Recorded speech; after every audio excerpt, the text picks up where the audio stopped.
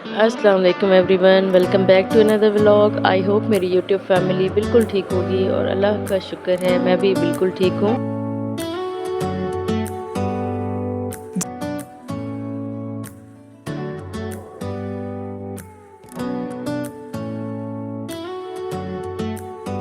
کیا آپ نے کبھی ایسا محسوس کیا ہے کہ آپ کسی مشکل میں پھنسے ہوئے ہیں اور نہیں جانتے کہ کیا کریں؟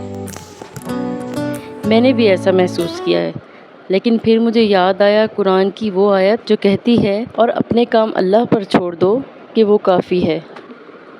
اسلام میں توکل ایک بہت ہی امپورٹنٹ کانسیپٹ ہے جو کہ ہے اللہ کی وزڈم اور پاور پر بھروسہ کرنا، اور یہ بہت امپورٹنٹ ہے۔ That's why today's topic is very close to my heart. زندگی میں آنے والی مشکلات کا حل ہم دنیا میں ہر چیز میں ڈھونڈنا شروع ہو جاتے ہیں، لیکن جو سب سے بڑا مشکل کشا ہے وہ اللہ کی ذات ہے، نو ڈاؤٹ۔ تو ہمیں ساری امیدیں صرف اللہ کی ذات سے ہی لگانی چاہیے۔ جو شخص تمہارے ساتھ جیسا سلوک کرے تم ویسا ہی کر سکتے ہو۔ اسلام اجازت دیتا ہے if someone slaps you, you can slap him back۔ آپ بدلہ بھی لے سکتے ہو، لیکن اگر تم صبر کرو گے تو صبر کرنے والوں کے لیے خیر ہے۔ وَاصْبِرْ وَمَا صَبْرُكَ وَمَا إِلَّا بِاللَّهِ۔ صبر کرو کیونکہ تمہارا صبر اللہ ہی کے لیے ہے۔ تو یہ مائنڈ سیٹ آپ کو اللہ کے قریب کر دے گا۔ اسی طرح جب بندہ ٹرسٹ کرتا ہے اللہ پہ، توکل کرتا ہے اللہ پہ، ہی سیز ونڈرز۔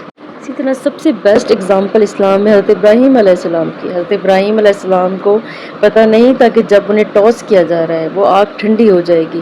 ان کو تو بس یہی پتہ تھا کہ سب کچھ جو ہے جل جانا ہے، میری زندگی ختم ہو جائے گی۔ ان کو اندھیرا ہی اندھیرا نظر آ رہا تھا۔ اگر ان کو اس واقعے کا پتہ ہوتا تو اس واقعے کی ایسنس ختم ہو جاتی۔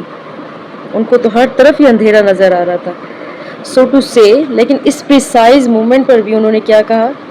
حسبی اللہ و نعم الوکیل۔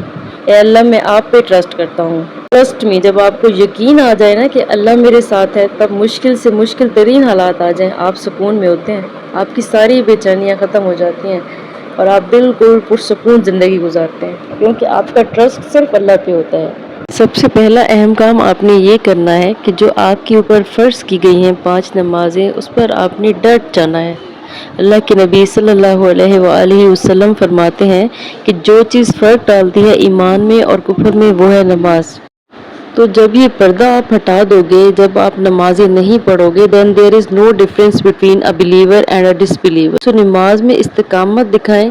نماز میں استقامت سے ہی آپ میں خوبیاں خود بخود بڑھتی ہیں اور پیدا ہوتی ہیں۔ آئی ہوپ آپ میرے پوائنٹس سے ایگری کریں گے۔ تو یہ تھا میرا آج کا ولاگ۔ اگر آپ لوگوں کو اچھا لگا ہو تو میری ویڈیو کو لائک کریں، شیئر کریں اور کمنٹ کر کے ضرور بتائیے گا کہ آپ کو میرا یہ ولاگ کیسا لگا۔ ٹل اینڈ ٹیک کیئر، اللہ حافظ۔